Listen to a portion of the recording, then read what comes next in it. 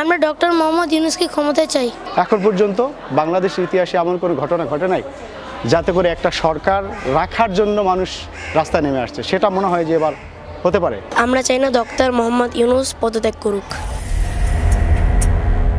Doctor Mohammad ইউনূসের পদত্যাগ চাওয়া বা তার পদত্যাগ করাটা তার পক্ষ থেকে ঠিক আছে, কিন্তু মানুষের পক্ষ থেকে বলা যে ডক্টর ইউনূসের পদত্যাগ, এই প্রশ্নটাই অবান্তর।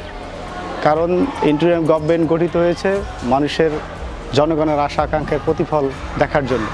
সেটা হওয়ার আগেই বিভিন্ন দল তাদের নিজস্ব স্বার্থ উদ্ধারের জন্য নানামুখী পদক্ষেপ গ্রহণ করেছে, যেমনটা আমরা দেখতে পাচ্ছি। আর একটা বিষয় হচ্ছে যে রাজনৈতিক দলের মধ্যে যে ধরনের কামড়াকামড়িগুলো এখন শুরু হয়েছে, সেদিক থেকে যদি আমরা দেখি যে কেউ চায় কেউ চাচ্ছে না, কিন্তু জনগণের মধ্যে মনে হয় এই প্রত্যাশাটা না যে তিনি যতদিন ইচ্ছা থাকবেন এবং যতদিন না পর্যন্ত সংস্কার পরিপূর্ণ হবে ততদিন তিনি থাকবেন, এটা আমাদের প্রত্যাশা।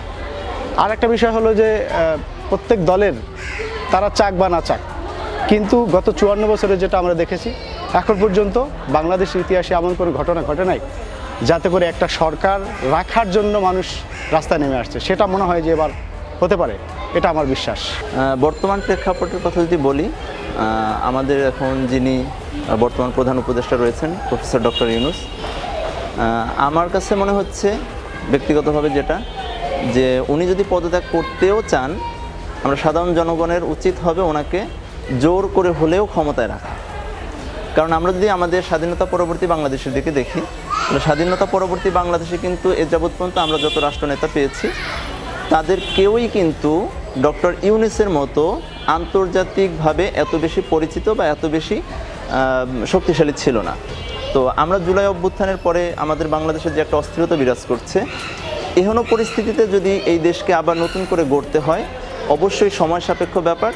সেই সাথে অবশ্যই এমন একজন ফিগারের দরকার আছে যে সারা বিশ্বের বিভিন্ন অঙ্গনের যে চাপগুলো রয়েছে সেই চাপগুলো থেকে সে উতরে উঠতে পারে। আর এই চাপগুলো থেকে উতরে ওঠার জন্য মনে হয়, আমার কাছে যেটা মনে হচ্ছে এবং সাধারণ মানুষের সাথে একমত হবে, যে ডক্টর ইউনূসের চেয়ে যোগ্য ব্যক্তি এই মুহূর্তে বাংলাদেশে আর কাউকে আমরা পাচ্ছি না। তিনি যদি পদত্যাগ করেন, এটা তো আসলে বাস্তবিক অর্থে কোনো ভালো সমাধান হবে না। কারণ এই মোমেন্টে বাংলাদেশের রাজনৈতিক পরিবেশ যে এক্সটার্নাল ইন্টারনাল যে চাপটা আছে, এই চাপটা মোকাবেলা করার মতো দ্বিতীয় পার্সন আপনি আমাকে দেখাতে পারেন। যদি রুমিন ফারহানা বা বিএনপি বা অন্যান্য আপনি যে কোনো রাজনৈতিক দল বা ব্যক্তির কথাই বলেন না কেন, তারা যদি বিকল্প প্রফেসর ইউনূস থেকে ব্যক্তির থেকে আরও বেটার কাউকে তারা আমাদের দেখাইতে পারে যে না, উনি এই সিচুয়েশনটা প্রফেসর ইউনূস থেকেও বেশিভাবে কি করতে পারবে, মোকাবেলা করতে পারবে, তাহলে জনগণ সেটা বিবেচনা করবে।